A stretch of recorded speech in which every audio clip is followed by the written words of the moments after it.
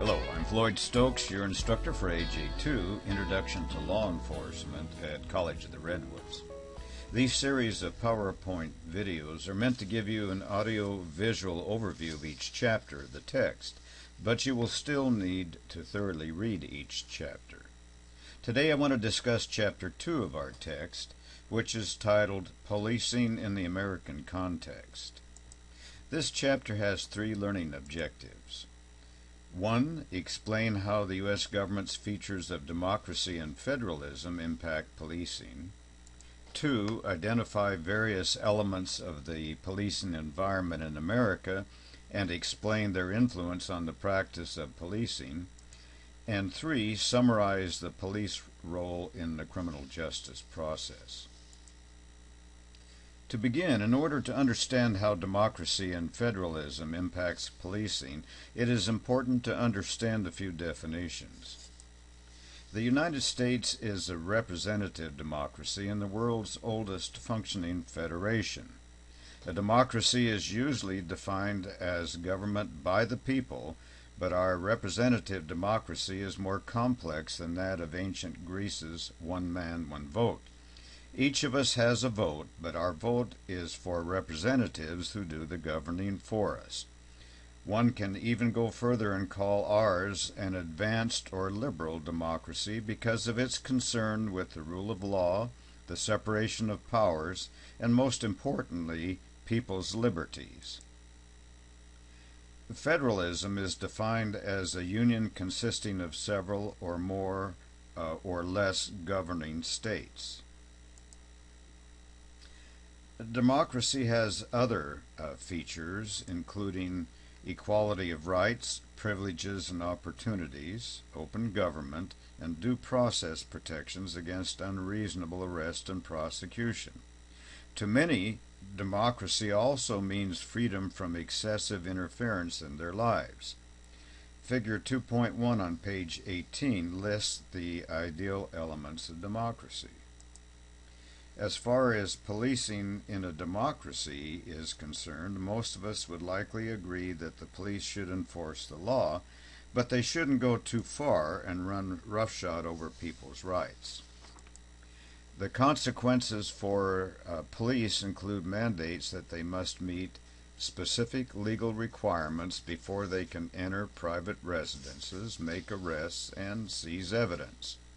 In other words, with its concern over people's rights and privacy, democracy ensures that a certain amount of crime is inevitable. But democracy alone does not fully describe our system of government. Federalism, often confused with democracy, is another feature of American government that has served to shape the policing apparatus in the United States. Federalism is a political doctrine wherein power is divided between a central governing body, in this case the federal government, and various constituent units, and in this case the states. Federalism helps facilitate democracy because it promotes participation at all levels of government. A perusal of the U.S. Constitution suggests a system of dual federalism in which the only powers vested in the federal government are those explicitly listed in the Constitution. The rest are left up to the states. In reality, though, ours is more a system of cooperative federalism, meaning that some of the lines between federal and state power are blurred or at least have fluctuated over time. Article 1, Section 8 of the U.S. Constitution gives the federal government the power to regulate interstate commerce, but the authority has been interpreted so broadly that the federal government can effectively control much of what happens at the state level. To this day, we see plenty of federal influence over even local criminal justice policies. For example, if the federal government grants money to local government, it can exercise a measure of control. The COPS grants for community-oriented policing services are a prime example of this type of control. Federalism also adds to the dynamics of law enforcement because it creates relationships and perhaps jurisdictional tensions between federal, state, and local law enforcement agencies.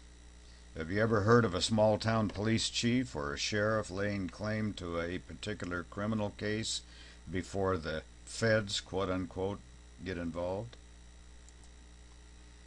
Every organization operates within an environment that consists not just of the organization's physical surroundings, but also the human dimensions factor.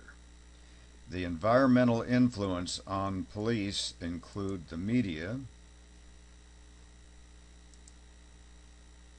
other police agencies and organizations, other government entities, and the community in which each agency operates. Let's take a look first at the media. Media includes both print and television news sources as well as the film industry, and the media can be both the best friend and the worst enemy of every police department. Unfortunately, the media often gets it wrong. This has prompted several large law enforcement agencies to hire media liaisons or to assign sworn officers to a public information officer position. Smart police administrators do not let the media shape their image. Instead, they engage in what is known as impression management, which essentially is reporting actual facts, then putting a spin on the information that police agencies release. The police, like the media, have an interest in the portrayal of a certain form of drama. For example, while the media often report the darkest side of crime, the police routinely publish their successful apprehensions and investigations. This is called dramaturgy. The discipline side of dramaturgical discipline is about finding the appropriate mix of facts and favorable police publicity. The Public Information Officer, or PIO, as that person is known, is the municipal police department's equivalent of a White House press secretary. There appears to be a mixed reviews as to the effectiveness of a PIO. Research seems to show that a strategy of openness of communications by officers trained to deal with the media seems to work best to create a favorable police image. Every law enforcement agency, and in fact every organization or group, communicates with others like it and with the entities that represents its employees. In this case, police agencies learn what their colleagues are up to and can use that knowledge to improve their own operations. There are far too many police associations to list and describe here, but 4 are quite prominent and well known, even though they're not represented totally by this slide. The International Association of Chiefs of Police, or IACP, the National Black Police Association, the International Union of Police Associations, and the International Police Association, or IPA, which is the largest police association in the world with nearly 376,000 members. Law enforcement agencies are government entities, but a host of non-law enforcement government officials at the federal, state, and local levels exercise significant control and influence over them. The President appoints the heads of federal law enforcement agencies. Governors set state policy and prioritize spending for certain projects. Courts issue decisions that affect the activities of officers on the street. And legislatures make funding decisions. Mayors and city councils hire and fire police chiefs. Cities have either a council form of government, or a council manager form, or a mayor council form of government. The difference between these is the presence or absence of a city manager, who generally controls hiring or firing of staff, but who operates at the pleasure of the council. Some cities, especially smaller ones, may not have a city manager. Some cities, such as San Diego, have a strong mayor who acts as a CEO. Mayors generally wield more authority in council-mayor systems.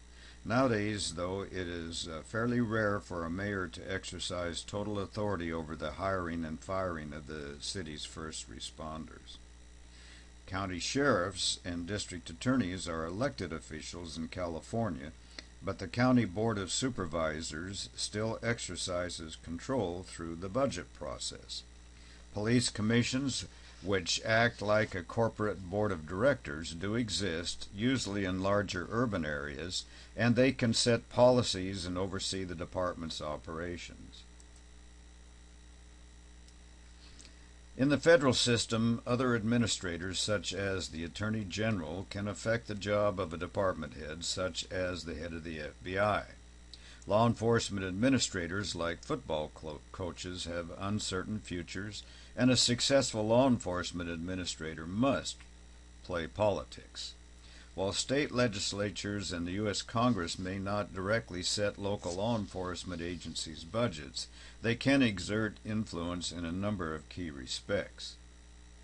Consider President Clinton's Violent Crime Control and Law Enforcement Act of 1994, which ushered in what is now known as the Office of Community-Oriented Policing Services, which is the COPS office in the U.S. Justice Department. The COPS office has dispensed billions of dollars in grant money to local law enforcement agencies to improve their community policing capabilities and hire 100,000 new officers. I myself took advantage of this program when I was a police administrator, especially when I was with the Hoopa Tribal Police Department in 2000. States also have grant funding programs for local law enforcement, and with their own strings attached. Judicial influence over local law enforcement also cannot be ignored. So influential is the judiciary, in fact, that we devote the better part of chapters 10 and 11 to it. For example, the U.S. Supreme Court decides important legal issues that trickle down to law enforcement at all levels of government, especially those issues that deal with constitutional rights. The community and its citizens are by far the most significant factor in law enforcement. Law enforcement officials have a vested interest in maintaining positive relationships with the communities they serve. Protect and serve is the famous police mantra. The police need citizen support, and they generally receive it. This is not as often in the case by minorities, especially in high-crime, poor inner-city neighborhoods. The police as a piece of the criminal justice puzzle. Police work does not stop with an arrest. Police officers have duties to perform throughout the criminal justice process, even well after trial. Police are involved in many different stages of the criminal justice process. In the pre-trial phase, once the suspect is arrested, he or she is searched, transported to a holding facility or jail, and booked. After booking, the police present their case, usually in the form of a report, to the prosecutor, who determines what charges to file, if any. Once the case is filed, the case may or may not go to trial. If the suspect, now called the defendant, pleads not guilty and a trial takes place, the investigating officers expectedly will be called to the witness stand to testify, because the case has to be proved beyond a reasonable doubt. The police need to be prepared to be put under oath and provide testimony. Generally, police officers have little or no role during the sentencing hearing or appellate stage. They do, however, continue to work the same streets to which convicted criminals are eventually released, and they oftentimes will work closely with probation officers or parole officers to monitor the activity of released offenders. The police build cases through their investigations for the prosecutors, and the prosecutors depend on the officers to present thorough, well-prepared, and constitutionally sound cases.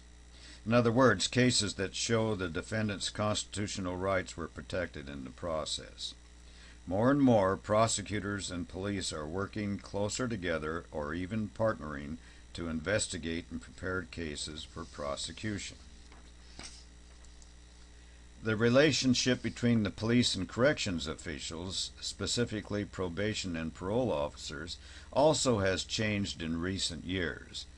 Police officers often encounter probationers or parolees. When they work closely with the corrections officials supervising these individuals, often duplication of effort can be minimized. For example, some police departments are actively involving themselves in the parolee reentry process, and this has proven successful. Well, to summarize this chapter, democracy requires balance of due process and crime control. Federalism divides law enforcement agencies into federal, state, and local entities. The policing environment includes citizens, government officials, the media, and other law enforcement agencies, which all impact the practice of policing. And then finally, police play a central role in the criminal justice system through pretrial, trial, and post-trial stages. Before I close, be sure to read page 32 of the text that discusses the FAJITAGATE scandal in San Francisco, and we'll discuss this issue further in class. Well, that's it for this chapter. We'll see you in class.